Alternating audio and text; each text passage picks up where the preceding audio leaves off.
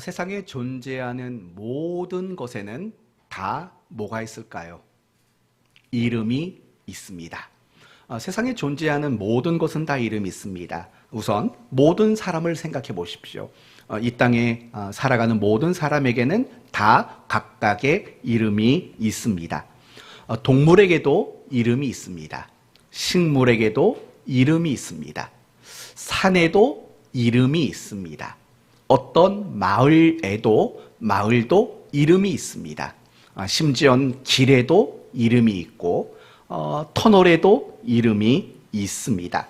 어떤 건물마다 또 다 이름이 있습니다. 이처럼 세상에 존재하는 모든 것에는 다 이름이라는 것이 있습니다. 심지어 날짜에도 이름이 있습니다. 2월 14일이 어떤 이름이 붙어 있습니까? 발렌타인데이. 그러면 3월 14일은 무슨 날입니까? 뭐 본인이 받을 날만 기억하는 거죠. 네, 화이트데이. 그럼 이거 아십니까? 1월 14일. 2월 14일, 3월 14일. 그럼 4월 14일은 뭡니까? 블랙데이인가요? 사탕도 초콜릿도 받지 못한 사람들끼리 모여서 짜장면 먹는 날, 뭐 그런 것들인 거죠. 뭐 5월 14일도 있고 6월 14일도 있고 다 있습니다. 그럼 1월 14일은 뭘까요? 1월 14일 다이어리 데이라고 합니다. 사랑하는 사람에게 일기장을 선물하는 날. 아무튼 날짜 안에도 얼마나 많은 이름이 있는지 모릅니다. 어떤 날은 부부의 날, 어떤 날은 근로자의 날, 어떤 날은 스승의 날, 어떤 날은 어버이의 날, 어떤 날은 어린이날. 이렇게 날짜에도 이름이 붙어 있습니다. 이런 측면에서 본다면 우리 모두는 이름에 둘러싸여서 살아가고 있는 인생이라고 말해도 과언이 아닐 겁니다. 세상에는 재미난 이름도 많습니다. 그리고 이름에 관련해서 재밌는 이야기도 굉장히 많습니다. 이런 얘기 들어보신 적 있죠? 어떤 남녀가 맞선을 받습니다. 남자가 먼저 자기 이름을 소개합니다. 그런데 먼저 이렇게 말합니다. 제 이름을 듣고 웃지 마세요. 제 이름은 외자입니다. 외자. 제 이름은 철입니다. 성은 전입니다. 그럼 이름이 뭘까요? 전철입니다. 전철. 근데 여자가 가만히 웃더니 제 이름 듣고도 웃지 마세요 라고 말했답니다. 제 이름은 호선입니다. 효선이 아니고 호선입니다. 성은 이씨입니다. 그러면 전철과 2호선이 만나서 행복하게 살았다. 뭐 이런 얘기도 있습니다. 오늘 우리가 함께 살펴볼 주된 내용도 하나님의 이름과 관련된 이야기를 우리에게 소개합니다. 오늘 말씀을 통해서 우리가 기도할 때 가장 우선순위를 두고 기도해야 되는 것이 뭔지, 그리고 이름이 거룩히 여김을 받으시오며 라고 기도하는 것은 무엇을 놓고 기도하라고 말하는 건지, 이 부분을 함께 생각해 보려고 합니다. 먼저 우리가 생각할 것은 주기도문의 구조에 대해서 생각해 봐야 됩니다. 주기도문의 구조는 서론과 본론과 송령으로 되어져 있습니다. 서론은 우리가 지난주에 함께 살펴봤습니다. 아버지여, 아버지여. 마태복음식대로 말한다면 너희는 이렇게 기도하라. 하늘에 계신 우리 아버지여. 이게 바로 주기도문의 서론입니다. 이 서론은 굉장히 중요하다고 했습니다. 왜 그러냐면 우리가 기도에 있어서 첫 번째 출발점은 반드시 내가 기도를 드리고 내 기도를 듣고 응답하는 분이 누구이며 그분과 나와의 관계가 어떤 관계인가, 이것이 바르게 정립되지 않는다면 더 이상 올바른 기도를 드릴 수 없기 때문인 겁니다. 우리의 기도를 들으시는 분은 누구십니까? 아버지입니다. 하늘에 계신 아버지, 초월적인 아버지십니다. 우리는 누굽니까? 그분의 자녀라는 관계 속에 맺어져 있는 자들이 우리라는 겁니다. 바로 기도의 출발은 여기에 있는 겁니다. 하나님이 아버지시고 나는 그분의 자녀라는 그 확신 가운데, 그 관계성 가운데 들여지는 것이 가장 올바른 기도라는 겁니다. 따라서 하나님과 나와의 그 관계가 분명할 때 그 기도는 올바른 기도로 시작될 수 있는 겁니다. 이게 바로 주기도문의 서론입니다. 주기도문의 본론은 6개의 청원으로 되어 있습니다. 6개의 기도 제목이라고 말해도 괜찮습니다. 첫 번째 기도 제목은 뭡니까? 이름이 거룩히 여김을 받으시오며. 두 번째는 뭡니까? 나라가 임하시오며. 세 번째는 누가복음에 안 나옵니다. 마태복음에 나오는 세 번째가 뭘까요? 뜻이 하늘에서 이루어진 것 같이 땅에서도 이루어지이다입니다. 네 번째 청원은 뭡니까? 오늘날 우리에게 일용할 양식을 주십시오 라는 겁니다. 다섯 번째 청원은 뭡니까? 우리가 우리에게 지은 자에게 죄를 용서한 것처럼 우리 죄도 용서해 주십시오. 그럼 여섯 번째 청원은 뭡니까? 우리를 시험에 들게 하지 마시고 악에서 구원하십시오. 악에서 건져내 주십시오. 라는 이 6개의 청원이 주기도문의 본론인 겁니다. 그런데 이 6개의 청원은 또 크게 두 가지 청원으로 다시 이야기할 수 있습니다. 첫 번째에서 세 번째까지는 하나님 청원입니다. 가만히 보십시오.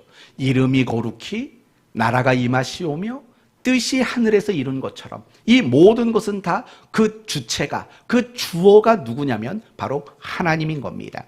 그런데 네 번째부터 여섯 번째 나오는 것, 일용할 양식을 주십시오. 우리가 서로 용서할 테니 용서해 주십시오. 그리고 우리를 시험과 악에서 건져 주십시오. 이 주체, 주어는 누구냐면 바로 우리인 겁니다. 앞에 세 가지는 하나님이고 뒤에 세 가지는 바로 우리인 겁니다. 그래서 이 주기도문의 6가지 청원은 결국 하나님 청원과 우리 청원이라고 이렇게 바꾸어서 말할 수도 있는 겁니다. 마치 십계명과 너무 똑같습니다. 십계명도 첫 번째 계명에서 네 번째 계명까지는 하나님과 관련된 계명이지 않습니까? 그리고 다섯 번째 계명에서 10번째 계명은 우리와 연관된 계명입니다. 나중에 시간 나시는 분들은요, 주기도문을 왼쪽에 써놓으시고 십계명을 오른쪽에 써놓으시고 이 두 가지를 함께 묵상하는 것도 굉장히 좋은 묵상의 주제가 될 거라고 생각이 듭니다. 그리고 마지막 속령은 뭐냐? 누가복음에는 없지만 대개. 옛날에 어떤 친구가 그랬어요. 아니 주기도문에 왜 대개가 나오냐고. 무슨 대개인지는 아시죠? 그렇게 먹는 대개. 그게 왜 나오냐고 말하는 사람이 있는데 나중에 그 대개가 뭔지 말씀은 드리겠습니다. 대개 나라와 권세와 영광이 아버지께 영원히 있습니다. 이게 바로 주기도문의 속령입니다. 이처럼 주기도문은 서론과 본론과 속령으로 구성되어 있습니다. 이제 여기서부터 오늘 말씀을 한번 시작해 보도록 합시다. 그렇다면 이 주기도문의 구조를 통해서 우리가 배울 수 있는 기도의 가르침은 뭘까요? 먼저 우리는 이 주기도문을 통해서 크게 두 가지 가르침을 받을 수가 있습니다. 첫 번째 가르침은 우리의 기도는 결코 내 필요만을 구하는 데 쓰여져서는 안 된다라는 겁니다. 다시 한번요. 우리의 기도는 또는 하나님이 우리에게 기도를 주신 목적은 단지 내가 살아가면서 필요한 것들을 구하고 받는 것으로만 목적돼서는 안 된다라는 겁니다. 여러분, 주기도문은 6개의 청원이 있다고 말했습니다. 그런데 중요한 것은 이 6개의 청원 중에 앞에 세 가지는 누구와 관련된 청원이라고 그랬습니까? 하나님과 관련된 청원입니다. 우리가 우리의 필요를 하나님께 기도하는 것 결코 잘못된 것이 아닙니다. 일용할 양식을 주시옵소서. 여러분, 일용할 양식은 무엇입니까? 우리가 살아가면서 가장 기본적으로 필요한 것이 하루하루 먹을 양식이지 않습니까? 따라서 일용할 양식을 주시옵소서라는 것은 단지 하나님, 오늘도 제가 아침, 점심, 저녁 먹을 양식을 주십시오라는 단순히 그런 기도에만 국한되는 게 아닙니다.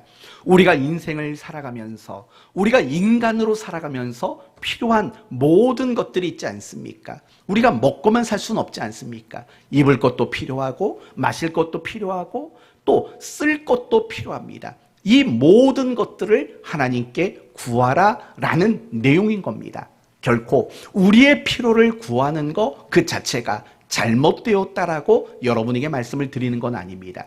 중요한 건 무엇이냐면 기도라는 것은 단지 내가 필요한 것 그것을 얻기 위해서만 드려지는 기도는 잘못됐다라고 말하는 겁니다. 그건 결코 잘못된 겁니다. 그렇다면 우리가 기도할 때 절대로 놓치면 안 되는 것이 뭘까요? 그리고 더 나아가서 우리가 기도할 때 가장 우선순위를 두어야 할 것은 과연 무엇이겠습니까? 바로 하나님의 뜻이라는 겁니다. 하나님의 뜻인 겁니다. 이 주기도문의 6가지 청원을 다시 한번 생각해 보시면 1, 2, 3 앞에 있는 3가지 청원은 다 철저히 하나님에 대한 청원입니다. 하나님의 이름, 하나님의 뜻, 하나님의 나라인 겁니다. 이 3가지 청원을 간단히 요약한다면 뭐가 되는 거냐면 마태복음 6장 33절이 되는 겁니다. 그러므로 너희는 먼저 그 다음이 뭡니까? 그의 나라와 그의 의를 구하라 라는 거죠. 여러분 똑같은 얘기 아닙니까? 뜻이 하늘에서 이룬 것처럼 그의 나라와 그의 의지요. 나라가 임하시오며 다 같은 말인 겁니다. 우리가 기도할 때 절대로 중요한 것은 우선순위라는 게 중요한 거예요. 우리의 필요가 우리의 기도에 결코 우선순위가 되어져서는 안 된다라는 것을 우리는 배워야 한다라는 겁니다. 철저히 우리는 하나님의 뜻을 먼저 구해야 되는 겁니다. 앞에 3가지 청원이 하나님의 뜻과 관련된 청원이었다는 것은 이것이 구조적으로 봐도 우리가 하나님 앞에 기도할 때 정말 하나님의 뜻이 무엇인가를 구하는 것, 그것이 우리의 필요를 구하는 것보다 선행되고 더 먼저 이루어져야 할 일이라고 말할 수 있다는 겁니다. 간단히 말하면 이겁니다. 우리는 인생을 살다 보면 끊임없이 어려운 문제들을 만나게 됩니다. 문제와 어려움을 만나지 않는 사람들은 존재하지 않습니다. 그 사람의 믿음이 좋던 나쁘던 모든 사람은 어려움과 문제를 만납니다. 그리고 우리 그리스도인들이 이런 어려움을 만나고 이런 문제를 만났을 때 대부분의 그리스도인들은 제일 먼저 어떻게 기도할 것 같습니까? 이렇게 기도하겠죠. 하나님, 이 어려움을 끝나게 해주십시오. 또는 하나님, 이 문제가 이제는 사라지게 해주십시오 라고 우리는 가장 먼저 기도한다라는 겁니다. 그러나 그렇지 말라는 겁니다. 우리가 어떤 어려움이나 어떤 문제를 만났을 때 당연히 그 문제가 해결되기를 바라겠죠. 그렇지만 우리는 그 문제가 해결되고 사라지기를 기도하기 이전에 먼저 이렇게 기도하라는 겁니다. 하나님, 이 어려움과 문제를 겪게 하신 뜻이 무엇입니까? 하나님, 이 어려움 앞에 저에게 깨닫기 원하시는 것은 무엇입니까? 하나님, 이 어려움 앞에 제가 어떻게 하기를 원하십니까? 라고 기도하는 것이 올바른 기도의 모습이라는 겁니다. 항상 우리는 어떤 문제를 놓고 기도할 때 가장 중요하게 생각할 거, 가장 우선적으로 여겨야 될 거, 그건 다른 게 아닙니다. 내 필요도 아니고 내 뜻도 아닙니다. 그건 하나님의 뜻이 뭔지, 하나님이 내게 원하시는 것이 무엇인지 이것을 묻는 기도가 가장 올바른 기도라고 말할 수 있다라는 겁니다.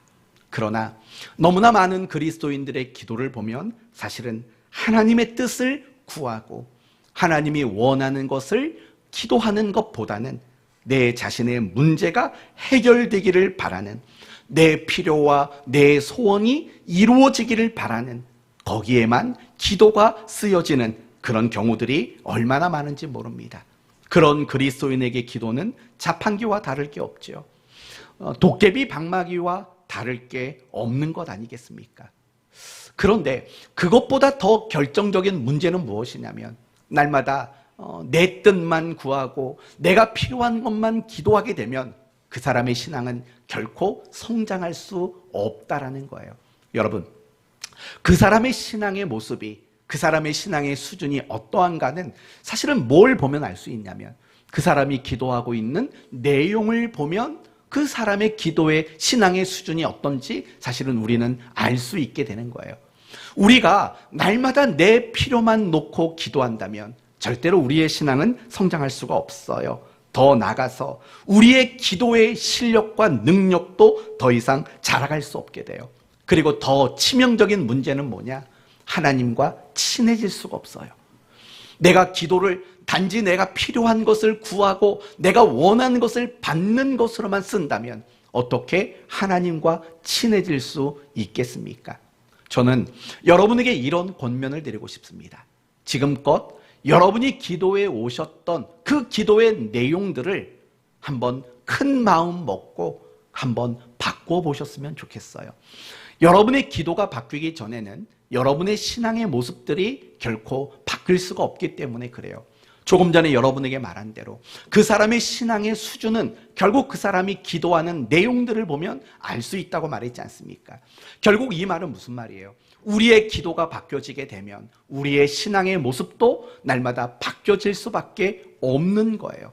여러분 가운데 정말 신앙이 성숙하기를 바라는 분들이 적지 않지 않습니까? 많은 분들이 우리의 신앙이 성숙하기를 기도하고 있지 않습니까? 그렇다면 여러분은 정말 고민하시고 점검하셔야 돼요.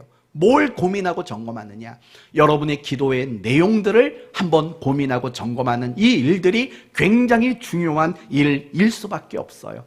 항상 여러분의 기도가 무엇을 기도하고 있는지를 생각해 봐요. 다시 한번 묻겠습니다. 여러분의 기도 가운데 하나님의 뜻을 구하는 기도들이 어느 정도나 있습니까? 여러분의 기도 가운데 하나님이 원하시는 것을 간구하는 기도는 어느 정도나 있는지를 생각해 보십시오. 더 극단적으로 말한다면 이렇게도 말할 수 있어요. 굳이 여러분이 원하고 바라는 것들을 구하지 않으셔도 돼요. 지금 돈이 필요하세요? 지금 건강이 필요하세요? 굳이 그것을 구하지 않으셔도 돼요. 왠 줄 아십니까? 하나님은 이미 알고 계셔요. 그러니 여러분이 정말 기도에 집중했으면 하는 것이 뭐냐? 그의 나라와 그의 의를 구하는 거죠. 그 다음의 내용이 뭡니까? 너희는 먼저 그의 나라와 그의 의를 구하라. 그리하면 그 다음이 뭡니까? 이 모든 것을 너희에게 더하시겠답니다. 이 모든 것이 뭘까요? 그 앞에 나오는 너희가 무엇을 먹을까? 너희가 무엇을 마실까? 너희가 무엇을 입을까? 염려하지 말라. 우리가 염려하고 있는 그 모든 것들을 더하시리라 라는 거죠. 마치 솔로몬의 이야기와 비슷해요. 하나님이 솔로몬의 꿈에 나타나셨죠. 내가 너에게 무엇을 해주기를 원하느냐. 그때 솔로몬이 구한 게 뭡니까? 갑자기 또 성경 퀴즈 대회가 갑자기 또 생각나네요. 솔로몬이 구한 게 뭡니까? 지혜는 아닙니다. 총명도 아닙니다. 지혜로운 마음을 구했습니다. 지혜로운 마음. 대부분의 성도들은 솔로몬이 구한 것이 지혜라고 생각하지만 지혜가 아닌 지혜로운 마음입니다. 다른 말로 말하면 사람의 마음을 공감할 수 있는 그것을 구한 거예요. 그래서 이 지혜를 구한 그 다음에 나온 것이 뭐냐? 재판 사건이 나오죠. 아이 하나 놓고 두 여자가 서로 자기가 친모라고 주장을 하죠.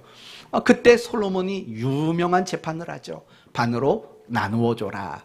여러분, 그것은 뭐냐? 단지 똑똑해서 분간할 줄 아는 어떤 지시사항을 한 게 아니라 진짜 엄마의 마음을 이해할 수 있었던 거죠. 지혜로운 마음을 구했다라는 게 그렇게 반영이 되는 겁니다. 여하튼 솔로몬은 지혜를 구했습니다. 하나님도 놀라셨습니다. 아니 왜? 보통 사람 같으면 부귀 영화를 누리고 원수의 생명을 바라고 할 텐데 넌 지혜만 구했냐? 그랬더니 하나님이 하셨던 말이 뭡니까? 네가 구하지 않은 모든 것들을 내가 다 주겠다라고 이야기를 하십니다. 왜냐? 지금 솔로몬이 구한 것이 하나님의 뜻에 일치했기 때문이죠. 하나님이 원하는 그것과 똑같은 거였기 때문에 그런 겁니다. 사실 우리도 마찬가지예요. 여러분 한번 이렇게 생각해 보십시오. 여러분이 하나님 앞에 기도한 것들만 응답받았다고 생각하십니까? 여러분이 기도하지 않았는데 받은 건 없다고 생각하십니까? 전혀 그렇지 않습니다. 어쩌면 우리가 기도한 것보다도 기도하지 않았는데 받은 게 훨씬 많습니다. 사실 우리는 오늘 먹을 양식을 놓고 기도한 적 없습니다. 사실 저도 마찬가지예요. 하나님, 오늘 아내를 통해 아침과 점심과 저녁을 잘 먹게 해주십시오. 전 이런 기도 해본 적은 없습니다. 그냥 매 끼니마다 여보, 다음 식사 메뉴는 뭐예요? 아침 먹으면서 점심 메뉴 뭐냐고 묻고, 점심 먹으면서 저녁 메뉴 뭐냐고 묻고, 저녁 먹으면서 내일 아침 메뉴가 뭐냐고 묻기는 하죠. 그러나 저는 그걸 놓고 기도한 적이 없어요. 오늘 굶지 않게 해주세요. 이런 기도 해본 적이 없다고요. 근데 신기하게도 하나님은 제가 기도하지 않았는데도 불구하고 하루 3번을 꼬박꼬박 먹도록 해주신다고요. 꼬박꼬박 먹게 해주세요. 그렇게 생각해 보세요. 여러분이 정말 기도한 것만 받았는지 생각해 보세요. 기도하지 않았는데 받은 게 훨씬 많다고요. 그건 뭘 우리에게 의미합니까? 하나님은 우리의 진정한 필요, 우리가 살면서 필요한 게 뭔지를 너무 잘 아신다라는 거예요. 그러니 구하지 않았는데도 하나님은 주신다고요. 그런 확신을 가지게 되셔야 돼요. 그래야지 정말 우리의 기도는 너무 엉뚱한 내 필요에만 급급해서 구하는 그런 기도에서 우리는 비로소 벗어날 수 있게 된다라는 거예요. 저는 여러분이 그랬으면 좋겠어요. 굳이 문제 해결해 주십시오. 이 어려움 사라지게 해 주십시오. 이런 기도는 굳이 안 하셔도 될 거라고 저는 생각이 들어요. 단지 그 어려움 속에서 하나님의 뜻이 뭔지, 하나님이 이 어려움을 통해서 만들려고 하는 게 뭔지, 이루시려고 하는 게 뭔지, 성취하려고 하는 목적이 뭔지, 내가 이 어려움 가운데서 어떤 모습이기를 바라는지, 사실은 우리의 기도가 여기에 초점을 맞춰줘야 한다라는 겁니다. 그런 의미로 여러분의 기도가 많이 바뀌었으면 좋겠다라는 거예요. 너무나 많이 내가 필요하고 원하는 것만 구하는 그런 기도에서 여러분이 좀 벗어나셨으면 좋겠어요. 하나님의 뜻을 묻고 하나님이 원하는 것을 묻는 그런 여러분이 되셔야 돼요. 그러다 보면 여러분에게 가장 큰 축복이 뭔지 아십니까? 이 모든 것을 너희에게 더하시리라가 아니라 하나님의 마음이 여러분의 마음에 느껴지게 되는 거 아니겠습니까? 하나님 그분과 여러분이 정말 친밀해지는 그 관계성을 여러분이 누리고 경험할 수 있게 되는 것 아닙니까? 바로 그런 것들이 중요한 거예요. 여러분의 기도를 다시 한번 생각해 보셔야 돼요. 정말 내 기도는 필요만 놓고 기도하고 있는 건 아닌지, 하나님의 뜻이 우선인데 그것을 망각하고 도깨비 방망이처럼 자판기처럼 나는 그렇게 하나님께 기도하고 있는 건 아닌지 한번 생각해 보시고, 오늘 이후로 여러분의 기도를 용기를 내서 바꿔 나가셨으면 좋겠어요. 정말 여러분의 기도 시간이 짧아지면 어때요? 뭐 굳이 1시간을 채우셔야 되나요? 굳이 2시간을 채우셔야 되나요? 그럴 이유 없는 겁니다. 여러분이 단 5분을 기도하더라도 철저히 하나님의 뜻, 하나님이 원하심, 거기에 집중할 수 있는 기도를 드린다면, 여러분이 1시간, 2시간 내 필요만을 놓고 기도한 그 기도보다 여러분을 더 성숙하게 만들 수 있다는 걸 잊지 마셔야 되는 겁니다. 중언부언하시면 안 돼요. 중언부언. 정말 중요한 하나님의 뜻을 놓친 그런 기도를 드리면 안 된다는 사실을 잊지 마십시오. 여러분이 기도하는, 하나님의 뜻을 구하고 하나님의 뜻을 간구하는 여러분 되셨으면 좋겠습니다. 어쩌면 마음에 이런 마음이 들지도 몰라요. 목사님, 내가 정말 내 삶에 힘들고 어려운 게 얼마나 많은지 몰라요. 그런데 하나님 뜻만 구하라고요. 그런 생각이 들지도 모르죠. 그러나 모르는 소리 하지 마십시오. 지금 여러분이 하나님 앞에 필요한 것을 구하는 것들을 생각해 봐요. 왜 그런 것들을 지금 열심히 기도하고 있죠? 왜 돈 달라고 기도하죠? 왜 건강하게 해달라고 기도하죠? 왜 자식이 잘 되게 해달라고 기도하죠? 결국 궁극적인 목적은 뭘까요? 여러분의 행복과 여러분의 기쁨 아닐까요? 여러분이 필요해서 기도하는 모든 것들은 솔직히 말하면 다 내 행복과 내 기쁨이 목적일 거예요. 그렇다면 여러분 더더욱 하나님의 뜻, 그분이 원하는 것을 먼저 기도하셔야 돼요. 왜냐? 우리 그리스도인에게 있어서 진정한 행복과 진정한 기쁨은 어디에서 오느냐면 하나님의 뜻을 만나는 데서 진정한 행복과 진정한 기쁨이 우리에게 주어질 수 있기 때문인 겁니다. 그러므로 날마다 하나님의 뜻을 중심으로 우선으로 기도하는 여러분이 되십시오. 그리고 그런 후에 여러분의 필요한 것들을 하나님께 구하는 여러분이 되셨으면 좋겠습니다. 이제 첫 번째 청혼을 생각해 봅시다.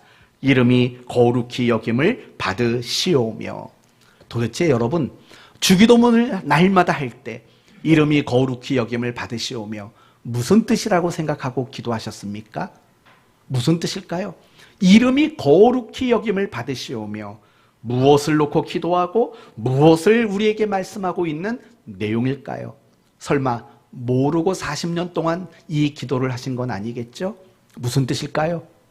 마음 같아서는 또 한 분 지목해서 묻고 싶지만 그러진 않겠습니다. 그냥 여러분 마음으로만 생각해 보세요.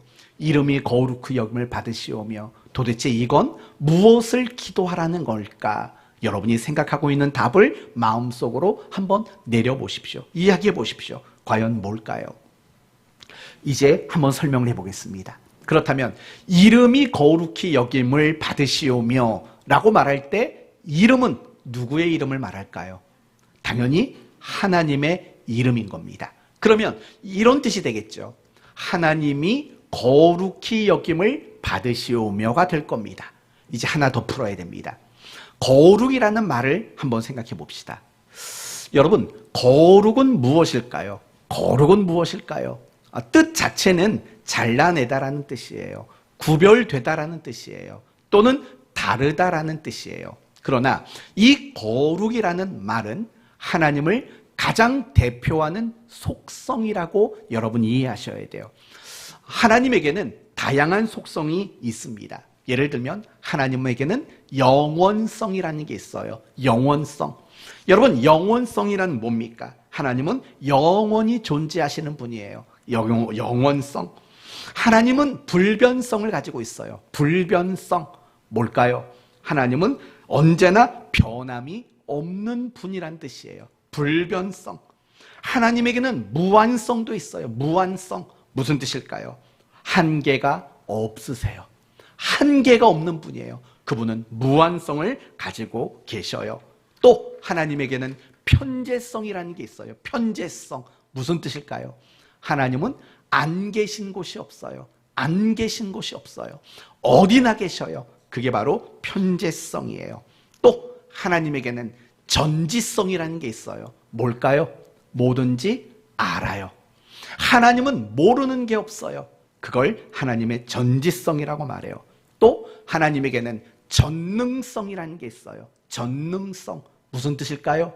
하나님은 못하실 일이 없는 분이에요. 전능성이에요. 그리고 하나님에게는 거룩성이라는 게 있는 거예요. 이처럼 하나님에게는 다양한 속성이 있어요.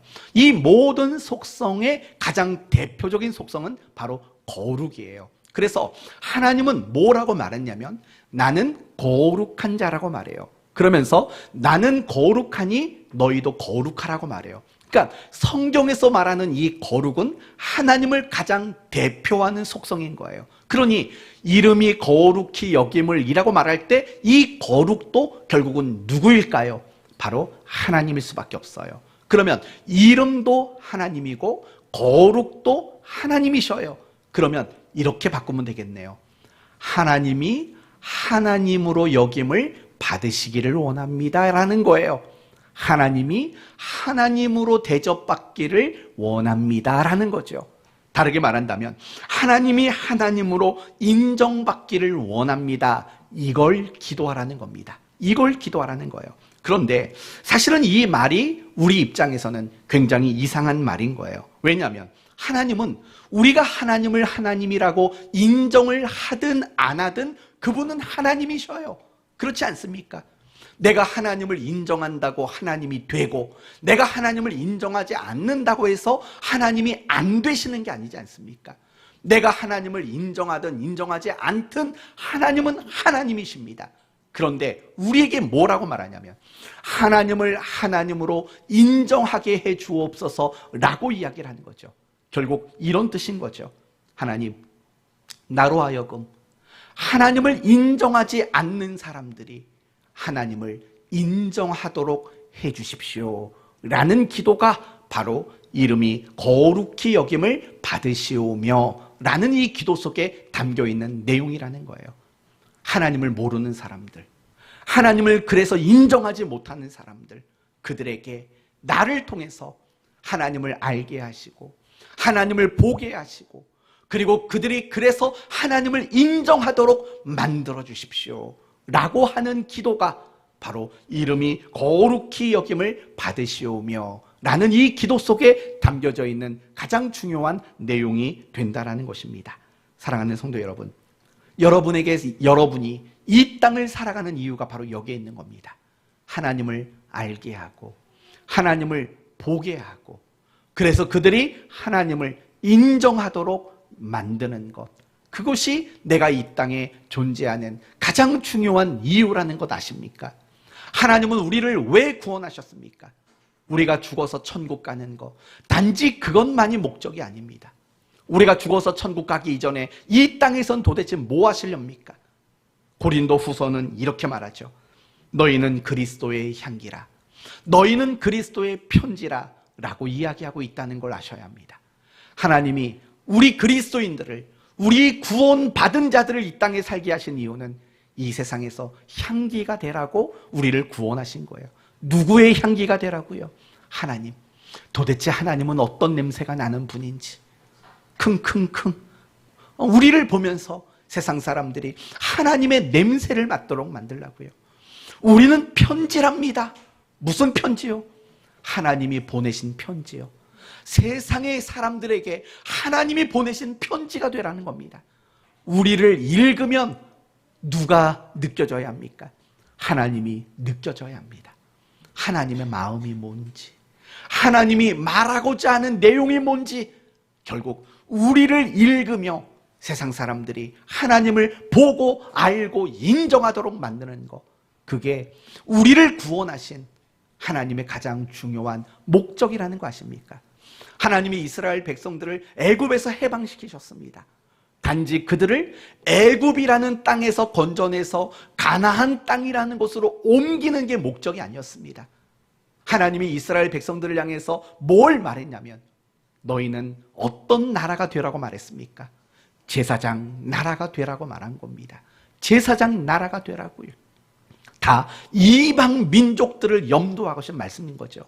마찬가지라는 거예요. 하나님이 우리를 구원하신 가장 중요한 이유는 뭐냐? 우리가 세상에서 향기가 되고 하나님의 향기가 되고 하나님의 편지가 되고 그래서 우리를 통해서 하나님을 보여주고 그들이 하나님을 알고 그래서 하나님을 하나님이라고 인정하도록 만드는 바로 그 직무, 그 책임, 그 역할, 바로 그런 것들을 위해서 하나님은 우리를 구원해 내주셨다라는 거예요. 그렇다면 성도 여러분, 이제 여러분 자신을 점검하셔야 돼요. 나는 과연 하나님을 보여주고 있는 모습으로 살고 있는 건지, 과연 나로 인해서 사람들은 하나님을 알게 되는 일들이 일어나고 있는지 한번 생각해 보셔야 합니다. 한번 확인해 볼까요? 남편 여러분, 여러분 아내를 통해서 하나님을 보셨습니까? 한번 생각해 보세요. 우리 승국이도 남편이 됐죠? 우리 문승국 예비 집사, 내년에는 집사가 돼야죠. 우리 승국이는 아내를 보면서 하나님이 어떤 분인가를 봤습니까?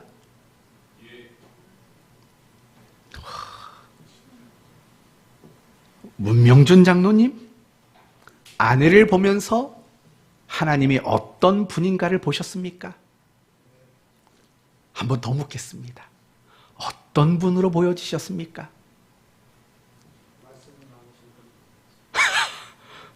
말씀 많으신 분?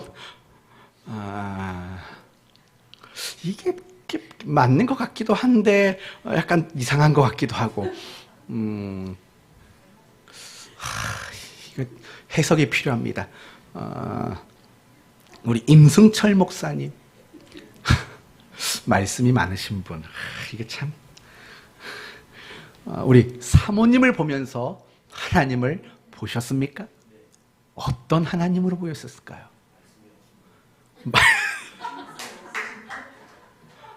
침묵하시는 하나님. 참. 장로님, 목사님, 이따 끝나고 좀 남으십시오. 이태규 집사님, 아내를 보면서 하나님을 좀 보셨습니까? 어떤 하나님이 보이셨습니까? 긍휼하신 하나님? 진짜 그러깁니까? 혼자? 맨날? 네. 아무튼 그게 중요한 거죠. 한번 물어보셔야 돼요. 반대로 물어보셔야 돼요. 아내 여러분, 남편을 통해서 하나님을 보고 계십니까? 이 질문도 해야죠. 우리 오영희 집사님, 남편을 보면서 하나님을 보십니까? 어떤 하나님을 보십니까? 참으시는 하나님. 황 권사님, 남편을 보면서 어떤 하나님을 보십니까? 섬기는 하나님. 김민아 집사님, 장로님, 남편을 보면서 어떤 하나님이 보이십니까? 네, 볼 때도 있고 못 볼 때도 있다. 김효선 집사님,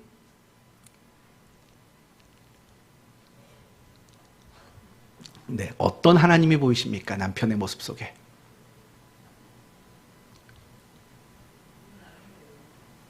네, 부드러운 하나님. 목소리가 부드럽다고요? 알겠습니다. 우리 곽정화 전사님, 성실하신 하나님. 네, 항상 그렇게 질문해 보셔야 돼요. 여러분 앞에 계신 분, 옆에 계신 분, 뒤에 계신 분에게 이렇게 물어보실래요? 제 모습 속에 하나님이 보이십니까? 한번 물어보세요. 물어보세요. 같이 사모님도. 제 모습 속에 하나님이 보이십니까? 이게요, 좀 재미있는 질문 같지만 사실은 굉장히 중요한 질문인 거예요. 하나님이 보인다면 어떤 하나님이 보이실까요? 혹시 왜곡된 하나님은 아닐까요?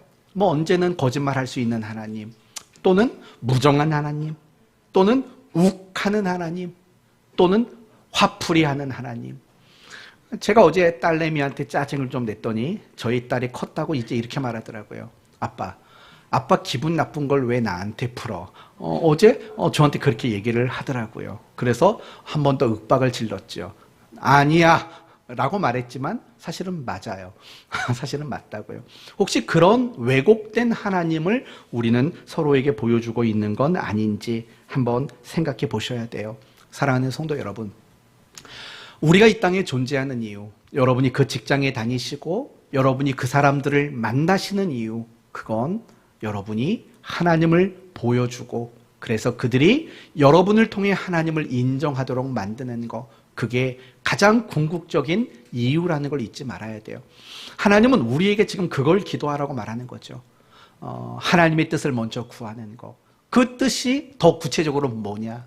우리를 통해 하나님이 사람들에게 보여지고 그래서 사람들이 하나님을 인정하도록 만드는 거, 그걸 놓고 제일 먼저 기도하라고 하나님은 우리에게 그렇게 가르쳐주고 있다라는 겁니다. 내가 하나님을 보여줄 수 없다면 사실은 참 심각한 그리스도인일 수밖에 없는 겁니다. 물론 우리가 어떻게 하나님을 완벽하게 보여줄 수 있겠습니까? 완벽히 보여줄 수 없죠. 그러나 우리의 모습 틈틈이, 우리의 모습 하나하나 속에서 하나님이 보여져야 되는 거겠죠. 그러려고 우리는 노력해야 되는 거죠. 그렇지 않겠습니까? 아마 여러분은 저에게 두 가지 질문을 하실지도 몰라요. 첫 번째 질문, 목사님, 그냥 교회나 열심히 다니면 되지 내가 굳이 뭘 하나님을 보여줘야 됩니까? 왜 굳이 내가 하나님을 인정하게 만들어야 합니까? 라고 물을지 몰라요. 그건 틀렸어요. 이미 여러분에게 말씀드린 대로 우리가 구원받은 이유가 향기가 되는 거고 편지가 되는 것이기 때문에 그래요. 항상 우리는 하나님을 보여주어야 할 책임이 우리에게 있는 거예요. 두 번째는 이런 질문을 하실지 몰라요. 그러면 우리가 하나님 보여주기를 바라신다면 좀 모든 일이 잘 되고 성공하게 해주면 되지 않냐? 왜 실패를 주시고 왜 안 되도록 만들어 주시냐? 그러니 어찌 하나님을 보여주겠느냐? 뭐 이런 생각이 들 수도 있죠. 뭐 가장 대표적인 건 두 가지예요. 하나님, 날 이렇게 가난하게 만들어 놓고 하나님을 어떻게 보여줘요?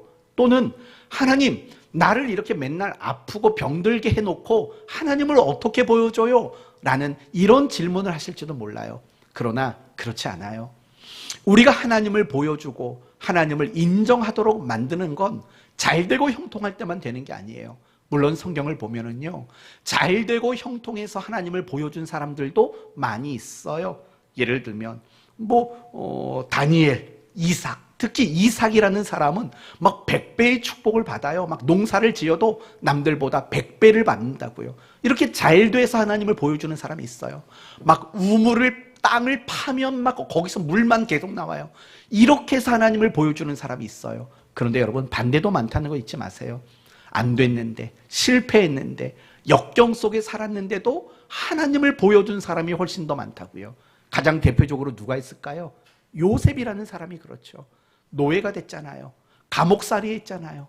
배신을 당했잖아요. 그것도 가족에게, 믿었던 사람들에게 배신을 당했잖아요. 누가 봐도 그 인생은 참 불행한 인생인 것처럼 보여요. 근데 신기한 거는요, 그렇게 불행하다고 느끼는 모든 자리에서 하나님을 보여주고 하나님을 인정하도록 만들었어요. 보디발 장군의 집에서 노예였잖아요. 근데 그 노예의 위치에서도 그 보디발 장군에게 하나님을 보여주고 하나님을 인정하게 만들었어요. 그러니 그 가정 안에 있는 모든 재반을 다 요셉에게 맡겼던 거 아닙니까? 누명을 썼어요. 그리고 감옥에 들어갔어요. 그런데 신기한 건 그 지하 감옥에 갇혔는데 그 속에서도 하나님을 보여주고 사람들에게 하나님을 인정하도록 만들었다고요. 그러니 감옥 안에 있는 모든 업무를 또 맡아서 한 거 아니겠습니까? 바울이라는 사람도 생각해 보세요. 얼마나 많은 고난을 당했어요. 얼마나 많은 죽을 고비를 겪었냐고요. 감옥에도 갇혔잖아요. 그런데 신기한 거는요, 그런 힘겹고 절망스러운 순간에도 얼마나 많은 사람들에게 하나님을 보여줬는지 몰라요. 그가 빌립보 감옥에 갇혔을 때 그 처참한 거잖아요. 근데 그 감옥에 있는 옥수에게, 그 감옥을 지키는 사람에게 하나님을 보여주고 하나님을 인정하도록 만들었다고요. 우리가 신앙생활을 하면서요, 여러분, 가지고 있는 가장 큰 잘못된 모습이 뭔지 아세요? 항상 핑계를 대는 거예요. 핑계를 대고 합리화를 하고 정당성을 부여하는 게 우리가 제일 잘못하고 있는 거예요. 하나님, 내가 이렇게 가난한데, 내가 이렇게 하는 일마다 안 되는데, 내가 이렇게 맨날 아파서 골골대고 살아가는데 내가 어떻게 하나님 보여주고 어떻게 내가 하나님을 인정하게 만듭니까? 라고 우리는 핑계대며 살아가요. 우리가 신앙생활을 할 때요, 신앙이 침체할 때가 언제인 줄 아십니까? 우리 신앙이 변질될 때가 언제인 줄 아십니까? 핑계거리를 찾았을 때예요. 이건 여러분이 꼭 잊지 않았으면 좋겠어요. 내 신앙이 무너지는 그 순간은요, 반드시 정당한 핑계거리를 붙잡았을 때예요. 내가 기도하지 못했던 것들, 내가 예배하지 못했던 것들, 내가 순종하지 못했던 것들, 뭐 이런 모든 신앙에 무엇인가를 하지 못하고 있는 것에 대한 어떤 정당한 핑계거리를 찾는 그 순간이 여러분의 신앙이 침체하고 몰락하고 변질되는 순간이라는 거 잊지 마셔야 돼요. 우리가 신앙생활을 하면서 이겨내야 하는 적이 뭔지 아십니까? 그건 자기 합리화예요. 그건 자기 합리화예요. 그건 자기 합리화. 하나님이 모세를 불렀죠. 그리고 모세에게 뭐라고 말하냐면, 가서 우리 내 백성을 건져내라 라고 말을 한다고요. 그때 모세가 했던 말들이 다 뭔지 아세요? 못합니다예요. 못합니다. 나 늙었습니다. 나 말도 못합니다. 내가 못할 것에 대한 자기의 합리화와 핑계거리를 찾는다고요. 그때 하나님이 얼마나 모세를 호통을 쳤는지 여러분 아시지 않습니까? 우리도 마찬가지예요. 우리가 정말 신앙생활하면서 가장 큰 잘못이 뭐냐? 늘 핑계거리. 내가 그 일을 하지 않는 거에 대한 핑계거리를 정당하다고 생각하는 거예요. 그럴 때 우리 신앙은 반드시 침체할 수밖에 없어요. 여러분, 여러분 잘 아시는 유명한 성경 구절 아시죠? 내게 능력 주시는 자 안에서 내가 모든 것을 할 수 있느니라 라고 말을 해요. 그러면서 바울이 그 위에 말했던 내용이 뭔지 아십니까? 내가 부유함에도 처할 줄 알고 내가 가난함에도 처할 줄 아는 일체의 자족의 비결을 배웠노라라고 말해요. 무슨 말이냐? 이런 말이에요. 신앙이란 내게 주어진 그 현실 때문에 도움을 받지 못하고 내게 주어진 그 현실이 내 신앙을 방해하지도 못한다는 거예요. 다시 말한다면 신앙생활 속에는 그 어떤 핑계와 이유와 정당성을 부여하는 일들은 말이 되지 않는다라는 거예요. 사랑하는 성도 여러분, 우리가 내 형편이 이렇다고 해서 하나님을 보여주지 못한다라는 건 정당하지 못한 말인 겁니다. 내가 실패했어도, 내가 병들었어도, 내가 가난했어도 얼마든지 하나님을 보여줄 수 있는 겁니다. 어떻게 하면 하나님을 보여줄까요? 간단히 3가지만 말씀드리고 마칩니다. 첫째, 여러분이 그리스도인이라는 것을 어디 가든 밝혀두십시오. 여러분 직장 다니신다면 직장에서 여러분이 그리스도인이라는 거 알고 계십니까? 집사요, 권사요, 장로라는 거 알고 계십니까? 혹시 모르고 있다면, 숨겨두고 있다면 이유는 뭡니까? 혹시나 교회가 욕먹을까 봐입니까? 아니면 여러분이 좀 마음 편하게 다니려고 그러는 겁니까? 대부분이 그런 거죠. 내가 그 자리에서 집사요, 권사요, 장로라는 걸 밝혀두면 얼마나 불편한 게 많겠습니까? 싸워야 될 때 어떻게 제대로 싸우지도 못하게 되지 않겠습니까? 제가 목사인 걸 아는 사람이랑은 제가 싸우면 항상 집니다. 왜냐하면 상대방이 이렇게 말하면 끝이거든요. 목사가 말이야, 이 말 한마디면 저는 지는 겁니다. KO가 되는 겁니다. 그래도 어떻게 하겠습니까?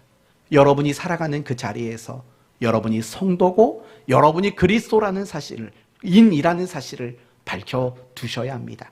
2번째는 여러분이 제발 하나님을 좀 인정하십시오. 하나님을 인정하며 살아야 합니다. 근데 이것도 참 애매모호한 말이에요. 하나님을 인정한다는 건 도대체 뭘까요? 이걸 쉽게 바꿔 말하면 하나님을 닮아가는 겁니다. 하나님을 닮아가는 거예요. 그게 하나님을 인정하는 거예요. 그게 하나님을 인정하는 거죠. 하나님은 사랑이 많아요. 그걸 닮아가요. 그게 인정하는 거예요. 하나님은 거룩한 분이셔요. 우리가 거룩해져야 돼요. 그게 하나님을 인정하는 거예요. 하나님은 죄를 미워해요. 우리도 죄를 미워해야 돼요. 그게 하나님을 인정하는 거예요. 하나님은 용서가 많아요. 하나님은 항상 선하세요. 하나님은 항상 오래 참고 견디세요. 우리가 그 하나님을 닮아가는 거예요. 그게 하나님을 인정하는 거예요. 우리가 그 하나님을 인정하지 못하면 사실은 어떻게 하나님을 보여주겠어요? 내가 하나님을 닮아야 사랑도 나오고, 내가 하나님을 닮아야 용서도 나오고, 내가 하나님을 닮아야 뭔가 나올 거 아니에요. 그래야 하나님이 보여질 거 아니겠습니까? 하나님을 인정하는 거, 하나님을 닮아가는 거, 그게 우리에게 절대적으로 필요해요. 끝으로 여러분의 삶에 변화가 생겨야 돼요. 더 정확히 말한다면 하나님 아니고는 설명할 수 없는 변화가 여러분에게 일어나야만 돼요. 하나님은 눈에 보이지 않아요. 그렇기 때문에 우리가 어떤 말로 하나님을 설명할 수 없어요. 또 눈에 보이지 않는 하나님을 어떤 논리로 설명할 수가 없어요. 공기는 눈에 보이지 않아요. 그걸 어떻게 말로 설명하시겠어요? 눈에 보이지 않는 공기를 어떻게 논리적으로 설명할 수 있겠어요? 그건 설명할 수 있는 방법이 없어요. 그런데 방법이 있어요. 공기가 있다는 걸 확인할 수 있는 방법. 공기 없는 데 들어가면 돼요. 그럼 죽어버려요. 그러면 공기가 있고 없고가 확인되는 거 아니에요. 마찬가지인 거예요. 여러분의 삶에 변화가 일어나야 돼요. 근데 그 변화는 어떤 작은 변화 말고요, 하나님이 아니고는 설명할 수 없는 변화, 하나님이 아니고는 설명할 수 없는 인격과 성품의 변화. 여러분, 이런 것들이 우리에게 절실히 필요한 거예요. 예를 들면 오순절 성령 강림 사건을 생각해 보시겠어요? 그들은 성령이 강림하기 전까지 겁쟁이들이었어요. 사람들 앞에 나서지를 못하고 숨어있는 사람들이었어요. 그런데 그들이 갑자기 뛰쳐나갔네요. 사람들 앞에 나가서 외쳤네요. 그리고 그들이 하지도 않았던, 배우지도 않았던 말로 이야기를 하기 시작해요. 다른 나라 언어로 말하기 시작해요. 여러분, 그거는 결국 하나님이 아니고는 설명할 수 없는 방법이잖아요. 그러니 그들이, 유대인들이 하나님을 볼 수밖에 없는 거 아닙니까? 요한복음 4장에 나오는 수가성 여인도 마찬가지예요. 사람을 기피했던 여자잖아요. 사람을 피했던, 사람을 만나는 게 두려웠던 여자예요. 근데 예수님을 믿고 나서 사람들에게 자기가 뛰쳐가요. 달려가요. 사람들에게 먼저 말을 걸어요. 이거는 하나님 아니고는, 신앙 아니고는 설명할 수 없는 변화인 거예요. 그런 변화들이 내 주변에 있는 사람들로 하여금 하나님을 보고 하나님을 인정하도록 만든다고요. 우리에게 바로 그런 일들이 있어야 돼요. 우리가 신앙생활하면서 제가 여러분에게 늘 강조하는 게 뭡니까? 신앙생활할 때 우리의 인격이 변화돼야 되고 우리의 삶이, 성품이 달라져야 된다라는 이야기를 굉장히 많이 강조하지 않습니까? 바로 그런 것들이에요. 우리가 정말 하나님 아니고는 일어날 수 없는 변화들, 그런 변화들이 내 삶 속에 일어날 때 비로소 우리는 사람들로 하여금 하나님을 보고 알고 하나님을 인정하도록 만드는 그 일들이 가능한 거예요. 우리가 신앙생활할 때 사실은 여기에 힘을 써야 되는 거예요. 하나님 아니고는 설명할 수 없는 내 삶의 변화들, 이런 변화들이 일어나도록 우리는 늘 기도해야 되는 거고, 이런 변화가 일어날 수 있도록 우리는 끊임없이 몸부림치며 살아가야 되는 거예요.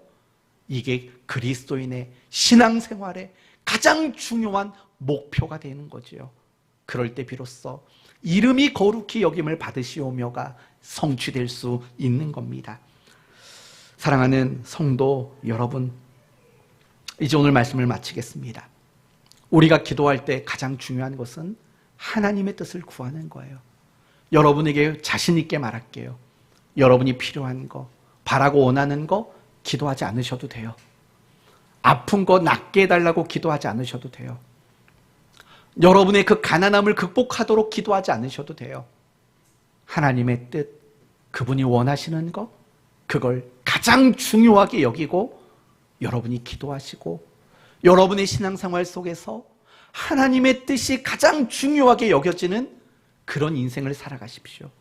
그러면 이 모든 것을 너희에게 더하시리라는 그 하나님의 약속을 분명히 경험할 수 있게 될 것입니다.